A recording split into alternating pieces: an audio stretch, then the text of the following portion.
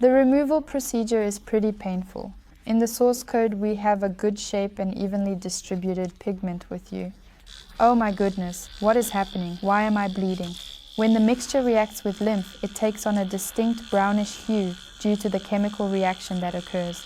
First and foremost, think about the technique and the efficiency of your work.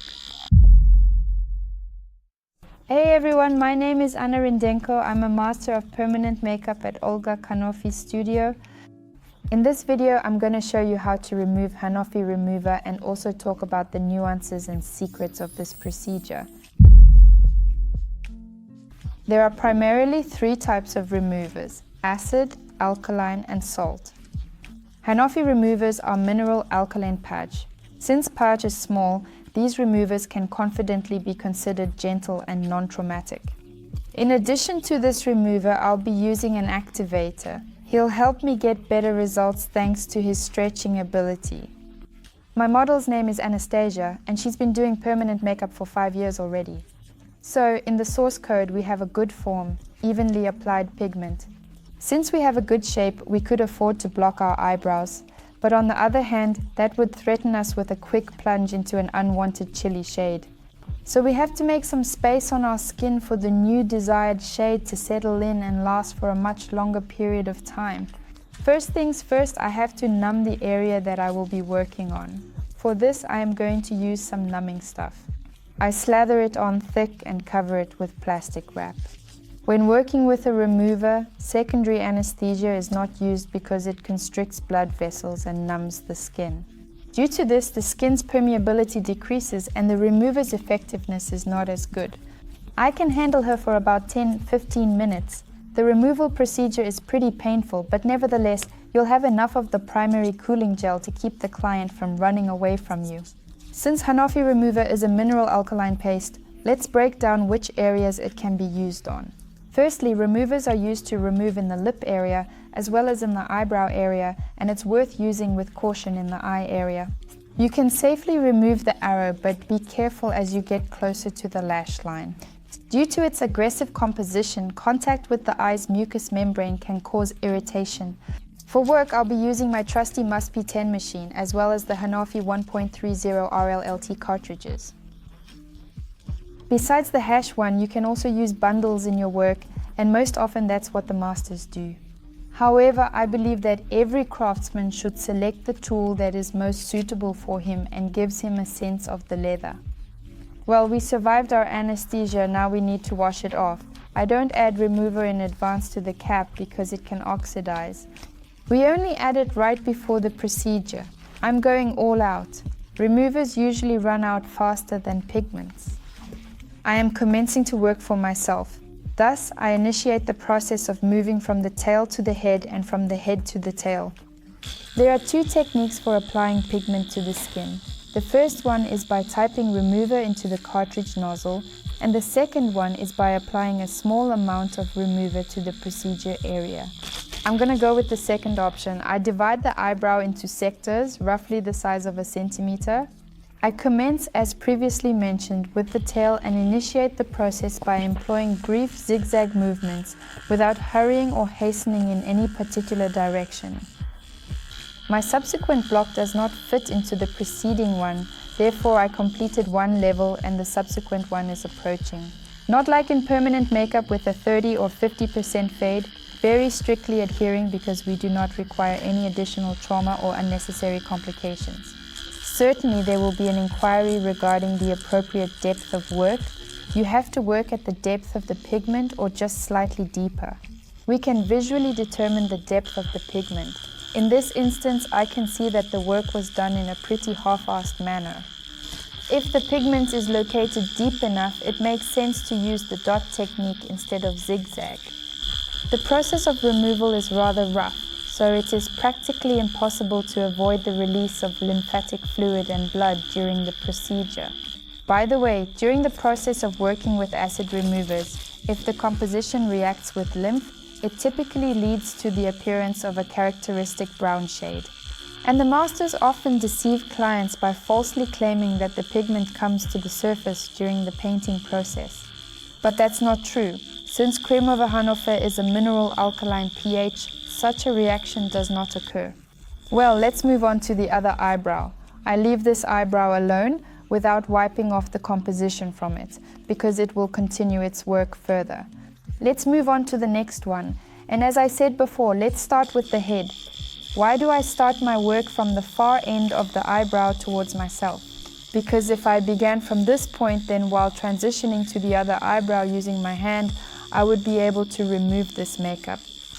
Throughout the procedure, the client may encounter a sensation of burning and pulsation. That is completely acceptable. The removal of lymph and blood will be performed separately for every customer. At times during the procedure, clients take a quick look at their phone to see what is happening on their face. And often I hear the reaction, "Oh my God, what's happening? Why am I bleeding?" That's why I wouldn't recommend letting clients peek at the procedure process. The tail is situated on the most prominent part of the eyebrow, on the bone. Therefore, when I commence working on it, I somewhat elevate it slightly on the forehead, ensuring that the skin experiences reduced tension. Consequently, we manage to avoid any harm to the blood vessels. Okay people, we finished the initial run as a team. They'll have 2 projects to work on. I'm returning to my previous eyebrow and delicately removing the composition. I saturate it completely and cautiously draw it towards me with a seamless motion. So here you can observe the vascular reaction I was discussing. Everything is in order. Our client has the blood vessels situated nearby. This reaction will pass in about 2-3 days. After the first pass, we can see that the eyebrow has paled. This is not the final result, it is just a skin reaction. Now I am starting the second round. The second time around is typically more sensitive, but I go through it more quickly, not as meticulously as the first one. I typically hang out in the darkest places. I prefer to go through the second pass point by point. I am carefully placing my small dots in a chest-like order, and if the pigment is initially deep, then I strongly recommend using both passes in the dot technique for the best outcome. Why? Because in order to achieve it, we have to dig quite deeply into the haystack. Because if I utilize zigzag movements, the skin will become seriously messed up, and we do not require that. It's really hard to predict the outcome and say for sure how many removal procedures will be needed. Frequently, the artist can observe that the pigment becomes darker at the subsequent meeting. This phenomenon takes place because the pigment slightly rises above the surface of the skin. It's totally fine, and during the next procedure you can also use a remover for removal, or if the pigment is cool, you can use a laser. In general, it's often reasonable to combine these 2 techniques during the removal process. Here it's important to understand the difference between how a laser works and how a remover works. The remover, it works with the skin, while the laser works with the pigment. Alright, I've done the second pass on this eyebrow, and now I'm taking the remaining remover and applying it on top with the applicator. Moving on to the right eyebrow, I am scrubbing it using regular green soap for cleansing. I am not making any sudden movements because my skin is already inflamed, and I dry it thoroughly. Certainly it's a genuine disappointment when the client is hurting, but it'll be even worse if they don't achieve the desired outcome. So here you need to initially and primarily consider the technique and the effectiveness of your work as your top priorities. In general, as a general rule, it usually takes me approximately 20 to 25 minutes to remove eyebrows. Most frequently, individuals utilize a remover on their lips because with laser removal, the pigment can cause an inversion. And on the lips, typically it tends to manifest as a certain kind of brownish, dirty shades. Not every girl will want to go out with this freak, so it is more advisable to utilize a remover that will gradually lighten the pigment over time. We, while assisting our client, remove his tears. By the way, here, you always need to, if the client's eyes start tearing up, you just have to apply pressure on that tear channel like this. We held on to it for a little bit and then let it go, and now we apply the applique to this eyebrow. Just so you know, the procedure isn't very aesthetically pleasing, but it does have a good purpose. I consistently apply remover utilizing a microbrush, not a cotton swab, because when I operate with a microbrush, I make use of a smaller quantity of product. That little stick sure does soak up a lot. Alright, I'm gonna leave this app for about 2-3 minutes. Right after we get redness, she will pass in about 1.5–2 hours. To conclude our procedure, I'll use an activator, also known as a salt remover. Just a drop on each eyebrow is enough for optimal results. It is of utmost importance when applying this mixture to place it strictly and exclusively on the designated work area. I suggest using this composition with a cap or applying it from a distance from the eyebrow. Don't stick the little nose of the bottle too close to your skin, it's really unhygienic. If, God forbid, you touch it, that's it, the product is already going to waste. I leave the activator on my skin for approximately 3 minutes. Right after the eyebrow procedure, there will be some redness, and the overall tone of the pigment will look lighter compared to before the procedure. But keep in mind, this is not the final outcome. The final result will only come after a month. If we require subsequent removal or if we are able to commence the procedure already, at this stage I start providing the client with recommendations for care. At least 6 weeks should be allowed.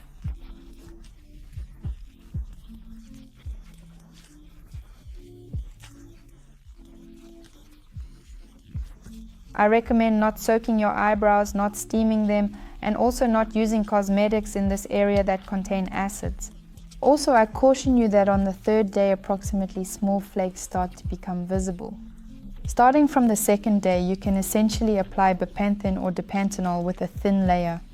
As you may have noticed, the process of removing the remover is not that difficult to execute. But despite that, if you're just starting to use this technique or have never used it before, I urge you to undergo thorough training. For instance, we have an online masterclass by Hanafy where she details the chemical compositions of various removers in depth, about features of working with different skin types, using photo examples to analyze client cases, so you can learn how to choose appropriate removal method with a remover or a laser properly. Unaware of the procedure, you could harm the client and leave scars without realizing the consequences of your actions. Get info about program and purchase Olga Hanafy's online masterclass by following link in description of this video. If you found this video helpful, feel free to leave your comments and subscribe to our channel so you don't miss out on the next helpful videos. Wishing you a great mood and excellent work. Bye bye.